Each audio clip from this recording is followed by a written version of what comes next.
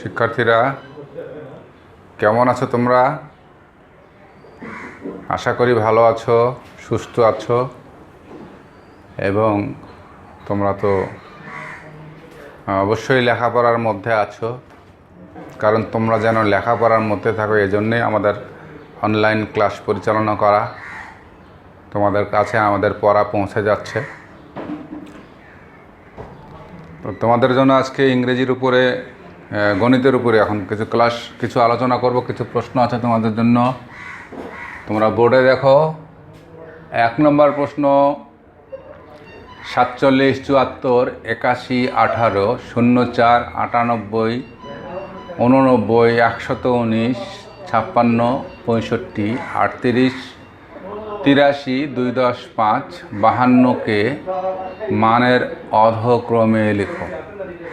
এই প্রশ্নটার উত্তর করতে গেলে বাস্তবিক পক্ষে তোমাদের অনেকেরই ভুল হবে। তোমরা যদি আমি প্রশ্ন করে তোমরা এটা কোন দিক থেকে লেখা শুরু করবে, তখন দেখা যাবে তোমাদের অনেকের ভুল হয়ে যাবে।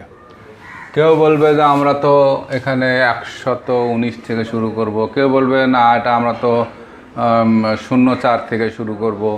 তাহলে এখানে তোমাদের মতটা দ্বিমত হয়ে যাবে, এবং তাহলে দ্বিমত যদি হয় দুইটা উত্তর তো এখানে নেওয়া যাবে না, বা বাস্তবিকে এটা শুদ্ধ হবে না, শুদ্ধ একটা হবে।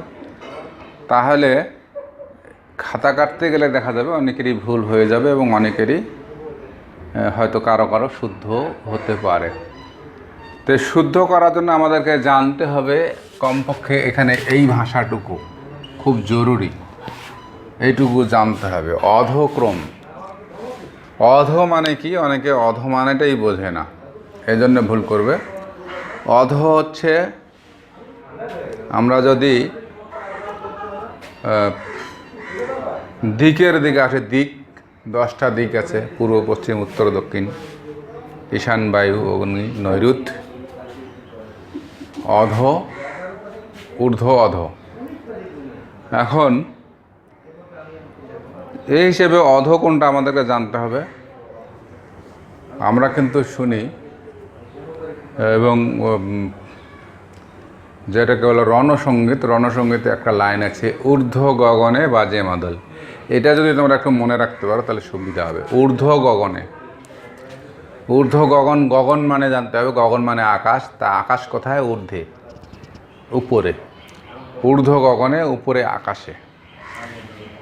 তাহলে আকাশ কোথায়? ঊর্ধ্বে। ঊর্ধ্ব মানে উপরে। তাহলে আমাদের মাথার উপরে বা ঊর্ধ্বে হচ্ছে আকাশ। তা আকাশ যদি ঊর্ধ্বে হয়, তাহলে অধ শব্দটা তার বিপরীত। ঊর্ধ্ব শব্দের বিপরীত হচ্ছে অধ। তাহলে অধ শব্দটা, অধ মানে কি? ঊর্ধ্ব হচ্ছে উপরে, তাহলে অধ হচ্ছে নিচে। ঊর্ধ্ব উপর, অধ নিচ, এটা মনে রাখতে হবে। তাহলে অধক্রমে যখন লিখতে বলা হচ্ছে, তখন আস্তে আস্তে লিখতে নিচের দিকে যেতে হবে। এটা হবে অধক্রম। ধরে না তুমি যে ছাদে আছো, ছাদ থেকে সিঁড়ি বেয়ে যদি তুমি নিচে নামো, তাহলে সেটাকে হবে অধক্রমে নামা। আর যদি তুমি নিচ থেকে সিঁড়ি বেয়ে ছাদে ওঠো, উপরে ওঠো, তাহলে সেটা হবে ঊর্ধ্বক্রম। তাহলে অধক্রম মানে হচ্ছে উপর থেকে নিচে, এটা। মানের অধক্রম, সংখ্যার মানের অধক্রম মানে বড় সংখ্যা থেকে ছোট সংখ্যার দিকে লিখতে হবে। তাহলে এখানে আমাদের উত্তর কি হচ্ছে? এখানে কিভাবে আমরা লিখব? গণিত হলে আমাদের নিয়ম লেখা আছে যে আমরা সমাধান লিখি। তো লিখলাম এভাবে সমাধান। লেখার পরে আমরা কি করব? অধক্রমে লিখব, মানে বড় থেকে ছোটর দিকে লিখতে যাব। মানের অধক্রমে লিখো। তাহলে আমরা আগে বড়টা লিখব এবং সবার শেষে ছোট জায়গায় যাব। তাহলে এখানে 119 সবচেয়ে বড়, এর পাশাপাশি ছোট সংখ্যাটাকে খুঁজে বের করতে হবে। 119 3 অঙ্কের সংখ্যা একটাই, বাকি যত সংখ্যা আছে সব 2 অঙ্কের সংখ্যা। 2 অঙ্কের সংখ্যার মধ্যে আমরা সর্বোচ্চ সংখ্যা পাবো দশকের ঘরে 9 যার আছে, সেটা হবে সবচেয়ে বড়। তো দশকের ঘরে 9 আছে কিনা আমি দেখব। দশকের ঘরে 9 এখানে একটা পাওয়া যায়, আর কোথাও নাই। তাহলে এটা হবে এর পরবর্তী সংখ্যা, সেটা হচ্ছে 98। এবং দশকের ঘরে 9 যুক্ত সংখ্যা একটাই, এর বেশি আর নাই, তখন আমরা দেখব দশকের ঘরে 8 যুক্ত সংখ্যা আসবে। দশকের ঘরে 8 যুক্ত একাধিক সংখ্যা আছে, 8 10 9, 8 10 3, 8 10 1। এক্ষেত্রে 8 10 9টা বেশি বড়, এই 8 10 9কে লিখব। এরপরে 8 10 3, 8 10 1 আছে, তাহলে 8 10 3কে আমাকে আগে লিখতে হবে, আমি আন্ডারলাইনও করব। এরপরে 8 10 1 লিখতে পারবো, 8 10 1 লিখব। এভাবে আমরা 8 10 দিয়ে যত সংখ্যা ছিল সব সংখ্যা ক্রমান্বয়ে লিখে ফেলব। এরপরে আমরা 7 10 আছে কিনা খুঁজে দেখব। 7 10 আমরা যদি শুরু থেকে খোঁজা শুরু করি, তাহলে দ্বিতীয় সংখ্যাটাকে পাচ্ছি 7 10 দিয়ে, 7 10 4 74, এবং আর কোনো 7 10 দিয়ে সংখ্যা নেই। তাহলে 7 10 4 74 এটা আমরা এখানে লিখব।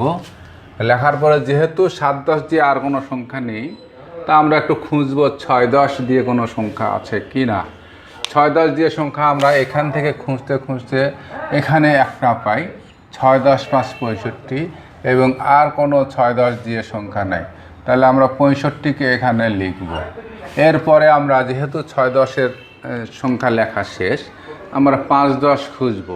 শুরু থেকে চোখ বলিয়ে যাব, 5 10 এখানে একটা পাচ্ছি এবং এখানে আরও একটা পাওয়া যাচ্ছে, তাহলে 5 10 6 বড়, এটা আগে লিখব। এরপরে 5 10 2, এটাকে এখানে লিখে নেব। 5 10 দিয়ে লেখা শেষ। এরপরে 4 10 দিয়ে খুঁজব। 4 10 দিয়ে খুঁজলে প্রথমেই একটা সংখ্যা আছে 4 10 7 47, এর মধ্যে আর কোনো 4 10 দিয়ে সংখ্যা নাই, তাহলে আমরা 47টাকেই এখানে লিখব। এরপরে 3 10 দিয়ে খুঁজব। 3 10 দিয়ে খুঁজলে এ লাইনের সবার শেষে 38 আছে, আর কোনো 3 10 নাই, তাহলে আমি এখানে 38 লিখব এবং আন্ডারলাইন করা থাকবে, কারণ ও সংখ্যাটাকে আমি নিচে নামিয়ে এনেছি। এরপরে 3 10-এর পরে আমরা 2 10 দিয়ে খুঁজব। 2 10 দিয়ে শুরু থেকে খুঁজে আসার পরে আমরা এখানে পাবো 2 10 5। মনে রাখতে হবে এটাও কিন্তু 2 10 5, তাহলে একটাই আছে এখানে, এবং সেটা যেভাবে আছে সেভাবেই লিখব, অন্য কিছু আকারে পরিবর্তিত করার আমাদের দরকার নেই। 2 10 5 আছে, 2 10 5 লিখলাম। 2 10 দিয়ে আর যখন নাই, তখন আমরা 1 10 দিয়ে খুঁজব। 1 10 দিয়ে খুঁজলে এ লাইনের প্রথমে এদিকে একটা সংখ্যা পাচ্ছি 1 10 8 18, এবং আর কোথাও পাওয়া যাচ্ছে না, তাহলে আমরা এখানে 1 10 8 18কে লিখব, আন্ডারলাইন করে রাখবো, তার মানে ওটা সংখ্যা আমার নিচে লেখা শেষ হয়েছে। এরপরে আমি 1 10 দিয়ে তো আর নাই, তাহলে দশকের ঘরে 1 থাকার পরে তার ছোট সংখ্যা যেগুলো হবে সেগুলো দশকের ঘরে আর কোনো 1 2 3 এবং বাস্তব সংখ্যা থাকবে না, হয়তো শূন্য থাকলে থাকতে পারে, নাও থাকতে পারে। তো এখানে দশকের ঘরে শূন্যযুক্ত সংখ্যা আছে একটা, আর কোথাও নাই, কারণ আমার দাগানো শেষ, তাহলে ওই একটাই সংখ্যা এখানে অবশিষ্ট আছে, আর অন্য কোনো সংখ্যা অবশিষ্ট নেই। এখন আমি এটা লিখে ফেললাম। তাহলে এখন আমি যদি সংখ্যাগুলোর দিকে একটু তাকাই, দেখব প্রতিটা সংখ্যার নিচে নিচে দাগ দেওয়া আছে। এর মানে এটাই বহন করে আমি যখন নিচে নামিয়েছি তখন দাগ দিয়ে রেখেছি, বা দাগ দিয়ে রেখে ওটাকে নিচে নামিয়ে এনেছি। তার মানে হচ্ছে যে আমি সব সংখ্যাগুলোকে নিচে নিয়ে এসেছি, এটাই বোঝা যায়। তবে এটা এখানেও যে কিছু ভুল হতে পারে না এমন নয়, ভুল হতেও পারে। হয়তো আমি দাগ দেওয়ার পরও নিচে নামাইনি, অথবা নিচে নামানোর পরেও উপরে দাগ দিয়ে, এরকম হতে পারে ভুল। তো সেক্ষেত্রে এটাকে সংশোধন করার উপায় হচ্ছে আমরা উপরের সংখ্যা গণব এবং নিচে নামানোর সংখ্যাগুলোকে গণনা করব। উপরের সংখ্যা এখানে আছে 1 2 3 4 5 6 7 8 9 10 11 12 13 14টা। এখানে 1 2 3 4 5 6 7 8 9 10 11 12 13, 14, মনে রাখতে হবে এটা একটা সংখ্যা 14। তাহলে উপরে 14টা আছে, নিচে 14টা আছে। এখন আমি আশা করতে পারি যে আমার অঙ্কটা শুদ্ধ হচ্ছে। এরপরে যদি সময় পাও তোমরা দেখে নিতে পারো তোমাদের সিরিয়ালটা ঠিক আছে কিনা, বড় থেকে ছোট ঠিক আছে কিনা, মাঝখানে কোনো মানে এটা কোনো ধারার কোনো ব্যত্যয় ঘটলো কিনা সেটা দেখে নিতে পারো যদি সময় থাকে আরও। 119-এর পরে 98, 98-এর পরে 89, তারপরে 83, তারপরে 81, তারপরে 74, তারপরে 65, তারপরে 56, তারপরে 52, তারপরে 47, তারপরে 38, তারপরে 2 + 5 অর্থাৎ 25, তারপরে 18, তারপরে 04 মানে 4। এখানে সিরিয়ালটাও ঠিক আছে, ক্রমধারাটাও ঠিক আছে। এরপরে আমরা মিনার অঙ্কটা দেখব। মিনার বিদ্যালয়ে আজ থেকে 6 দিন পর ক্রীড়া প্রতিযোগিতা হবে। যদি আজ রবিবার হয় তবে কী বারে প্রতিযোগিতা হবে? মিনার বিদ্যালয়ে আজ থেকে 6 দিন পরে ক্রীড়া প্রতিযোগিতা হবে যদি আজ রবিবার হয়। এটা কাল্পনিক বার। যদি আজ রবিবার হয় মনে করো, তাহলে কী বারে প্রতিযোগিতা হবে? আজ থেকে পরে হবে ক্রীড়া প্রতিযোগিতা, আজ থেকে 6 দিন পরে হবে। তাহলে এখানে অঙ্কটা আজ সময়টা সবার আগের সংখ্যা এবং ক্রীড়া প্রতিযোগিতা হবে সবার পরে। আজ সময়টা সবার আগের সময় আর ক্রীড়া প্রতিযোগিতা যেদিন হবে সেটা এখানে সবার পরের সময়।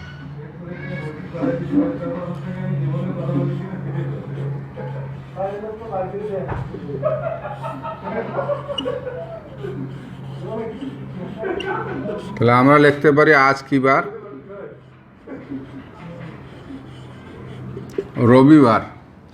রবিবারের পরে কি বার আসে?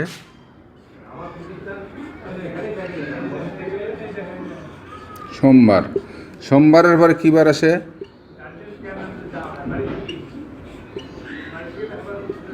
মঙ্গলবার। মঙ্গলবারের পরে কি বার আসে?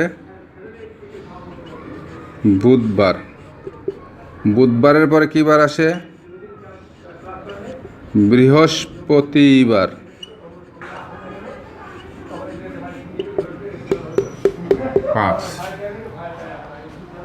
এ পর্যন্ত 5 দিন।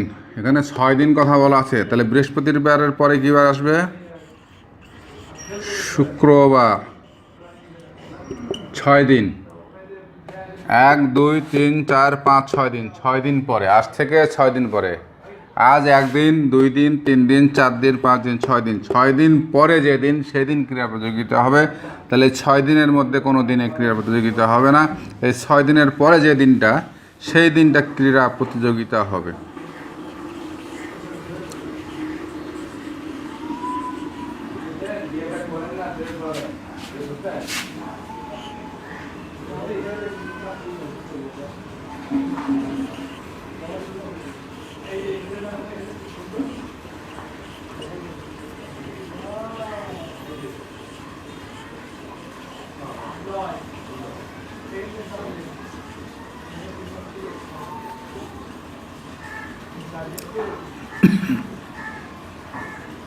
তাহলে শনিবার ক্রীড়া প্রতিযোগিতা হবে। 1, 2, 3, 4, 5, 6 দিন, এইটুকু 6 দিন। এই 6 দিনের পরে যে বার আসবে সেই বারে ক্রীড়া প্রতিযোগিতা হবে। এখানে যখনই বার চেঞ্জ হবে তখন তোমার উত্তরের বারও চেঞ্জ হবে। এখানে যদি আমি আর একটা বার দেই, রবিবার শনিবার দেই, তাহলে এখানে আসবে আর একটা বার রবিবার আসবে। এরকম বার চেঞ্জ হয়ে যাবে। তার মানে এই নয় যে তুমি যখনই অঙ্ক করবা তখনই শনিবার পাবে, সোমবার পাবে, এমন কথা না। অঙ্ক মিলাতে গিয়ে যে বার আসবে সেই বারটাই এখানে উত্তর। কী বারে প্রতিযোগিতা হবে? অতএব শনিবারে ক্রীড়া প্রতিযোগিতা হবে। শনিবারে কি বলছে? প্রতিযোগিতা হবে। শেষ।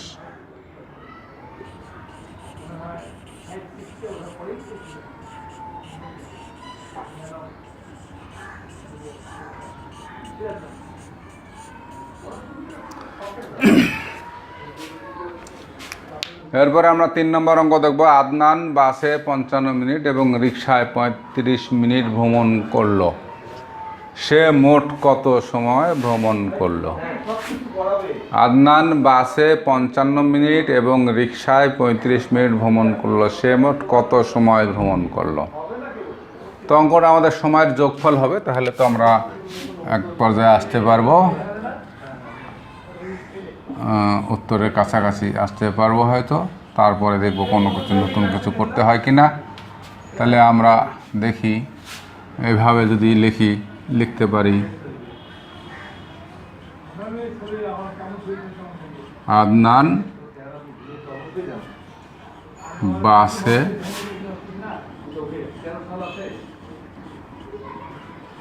ভ্রমণ করে 55 মিনিট। বারবার আদনান বলবো না। সে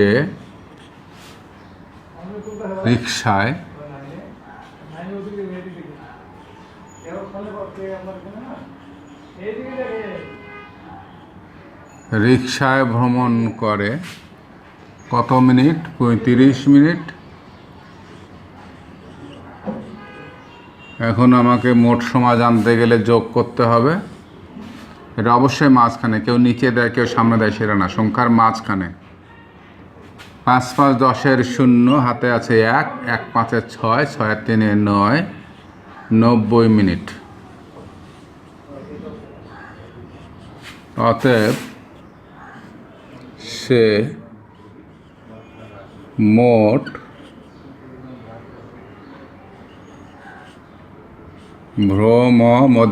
ভ্রমণ করে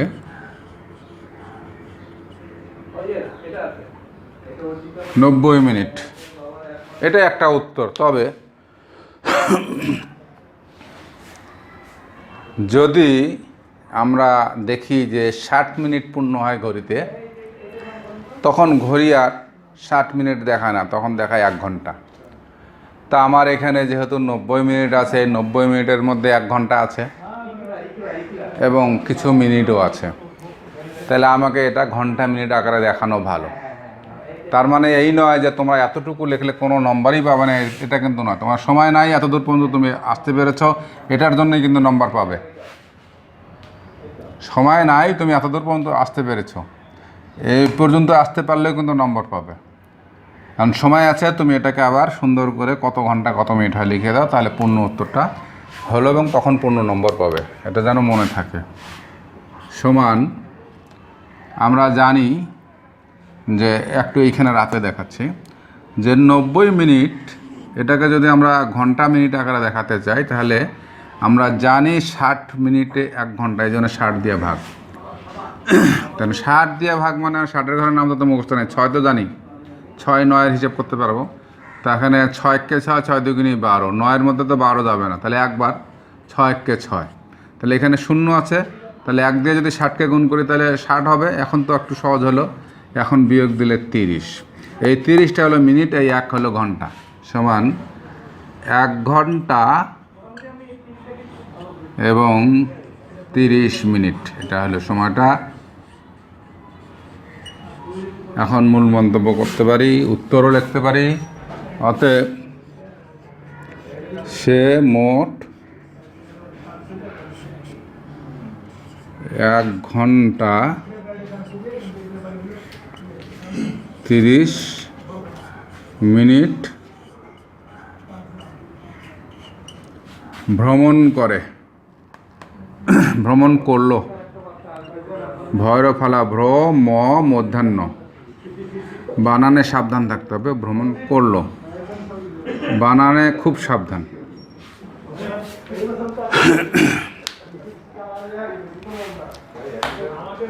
এরপরে প্রশ্নটা হচ্ছে কথায় লিখো। তোমরা দেখতে পাচ্ছ এখানে শেষের 3 ঘরের সামনে যা থাকে সেটা 1000 হয়, শেষের 3 ঘরের সামনে যেটা থাকে সেটা 1000 হয়। তাহলে 1000, এখানে শতকের ঘরে কিছু নাই, 7 10 3 73, তাহলে এটা হবে 1073। 1000, আবার মনে রাখতে হবে 1000 কথাটা আলাদা, লক্ষ কোটি এগুলো আলাদা। 1073। অনেকে কিন্তু তোমরা 73 লিখবে, এখানে 73 লেখার কোনো অবকাশ নাই, এটা 73। 72 ঠিক আছে, কিন্তু 73 ঠিক নেই, এটা হবে 73। তাহলে 1073। এইখানে একটু দশমিক আছে, দশমিকের পরে কিছু কথা আছে, দশমিকের সামনে কিছু সংখ্যা আছে। দশমিকের সামনে আগে হিসাব করো, দশমিকের পরে হিসাব পরে। দশমিকের সামনে এটা কি? দশমিকের সামনে 5 5 5 2, তাহলে এই 3টা পর্যন্ত আমরা একটা ভাগ করবো, এটা হলো 552। তার সামনের একটা ভাগ কি আছে? একটা সংখ্যা আছে। তো 3টা ঘরের সামনে যে ঘরটা সেটা হাজারের ঘর, তার সামনে যদি আরও একটা ঘর থাকে সেটাও হাজারের ঘর। অর্থাৎ শেষ 3টা সংখ্যা বাদ দিয়ে, অঙ্ক বাদ দিয়ে তার সামনের 2টা অঙ্ক পর্যন্ত হাজার। তাহলে এটা প্রথম অঙ্ক 5, এটা 5000। এখানে যদি আরও কিছু থাকতো সেটা সহ হাজার হতো। তাহলে এখানে 5552, এটা আগে লিখব।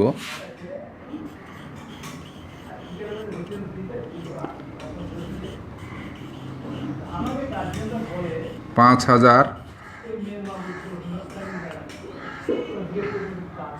শত কথায় একসঙ্গে, হাজার আলাদা, শত একসঙ্গে। 5552,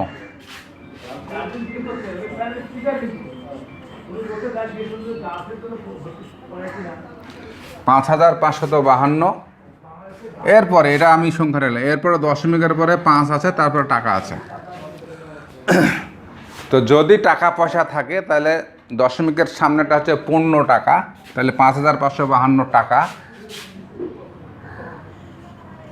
অবশ্য ক্যামেরা কতদূর ধরতে পারছে সেটা আমি বুঝতে পারছি না। তো 5552 টাকা।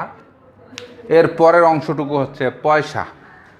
এখানে পয়সার ক্ষেত্রেও মনে রাখতে হবে দশমিকের পরপর যেটা থাকবে সেটা হলো দশমাংশের ঘর। তো এখন এটা কিন্তু আমি যদি বলি 5 পয়সা হবে না। 5 পয়সা লিখতে গেলে এইভাবে লিখতে হতো, অর্থাৎ দশমিকের পরে 05, তাহলে 5 পয়সা, 09 তাহলে 9 পয়সা, 01 তাহলে 1 পয়সা। সেটা কিন্তু নাই, দশমিকের পরে 0 ঘর নাই। তাহলে দশমিকের পরে প্রথম ঘরটাই 5। এই 5 মানেই 50, 2 মানেই 20, 7 মানেই 70, 9 মানেই 90। তাহলে আমাকে এটা লিখতে হবে 5552 টাকা 50 পয়সা। ছোট করে একটু লিখে দিলাম, তো ভুল হয় ছোট জায়গা লিখতে।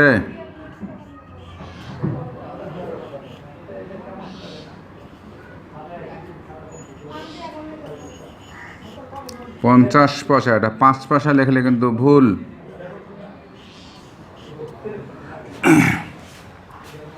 ও, এরপরে তো বিশাল সংখ্যা, এখানে লেখার জায়গাও তো সমস্যা। যাই হোক, এরপরটা দেখি। এরপরটা হচ্ছে এই যে এখানে 3 ঘর, 3 ঘরের সামনে এটা হলো 1000, 5000, 5000 সামনে একটা লক্ষ, 3 লক্ষ। এই পর্যন্ত দেখো 3 ঘর, 3 ঘরের সামনে 2 ঘর পর্যন্ত 1000, তার 05 মানে 5000, তার সামনে যা আসে এটা লক্ষ, এখানে 3 লক্ষ। তাহলে 3,05,037.32। 3 লক্ষ। তোমরা লক্ষ লিখতে গেলে অনেকে আবার ভুল করো, এখানে কোনো জফালা হবে না। 3 লক্ষ, তারপরে 05-এর জন্য লিখবো 5000, চন্দ্রবিন্দু দিলাম 5000, 3,05,000। তারপর হচ্ছে 37,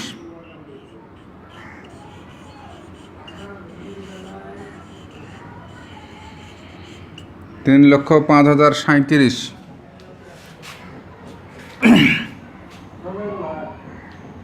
দশমিক হবে এখানে, যেহেতু দশমিকের পরে অঙ্ক দেওয়া আছে, টাকা পয়সায় লেখা নাই, তাহলে দশমিক উচ্চারণ হবে।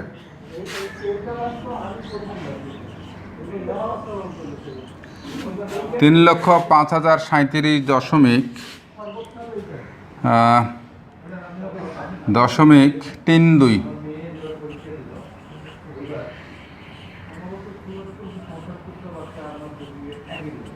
32।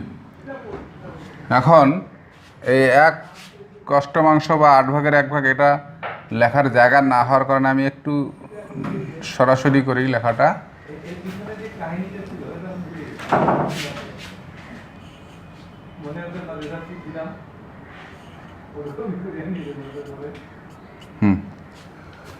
ওপরে 3 নিচে 5, এটা আমরা 2 ভাবে লিখতে পারি। 3 পঞ্চমাংশ লিখতে পারি অথবা 5 ভাগের 3 লিখতে পারি।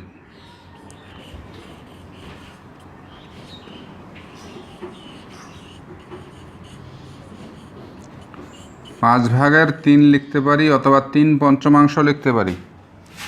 অংশ দিয়ে লিখলে উপরেরটা উচ্চারণ আগে হবে, আর ভাগ দিয়ে লিখলে নিচেরটা উচ্চারণ আগে হবে। এটা 8/1 লিখতে পারি অথবা 1/8 লিখতে পারি। 8/1। পুরাতন খাতা যা যা আছে সেগুলো যদি তোমাদের রিভিশন দেওয়া থাকে তাহলে এই জিনিসগুলো কোনো তোমাদের কাছে কঠিন মনে হবে না। এরপরে তোমাদের জন্য বাড়ির কাজ হিসেবে আছে চিত্রসহ সংজ্ঞা দাও। ত্রিভুজ, চতুর্ভুজ, বাহু, শীর্ষবিন্দু, এগুলোর সংজ্ঞা দিতে হবে এবং চিত্র আঁকতে হবে। এরপর 3টি করে উদাহরণ দাও। গোলক, কোণক, বেলন, এগুলো তোমাদের করতে হবে। এবং তোমাদেরকে বারবার বলি, এই পড়া দেওয়া মানে এই নয় যে এইটুকু পড়া তোমরা অল্প সময়ের মধ্যে পড়া হলে বসে থাকবে, সেটা নয়। পড়া তোমাদের, বই তোমাদের, অর্জন তোমাদের, উপকার তোমাদের। তোমরা নিজেরা যত বেশি পড়তে পারবে তত তোমাদের বেশি মঙ্গল হবে। তো তোমরা তোমাদের নিজেদের কল্যাণে, নিজেদের উপকারের জন্য তোমরা বেশি পড়বে, বেশি চর্চা করবে, তাহলে তোমাদের সুবিধা বেশি হবে। এই জন্য তোমাদেরকে বারবার বলা হয়, বলি। তো আজকের ক্লাস এখানেই শেষ করছি। আল্লাহ হাফেজ।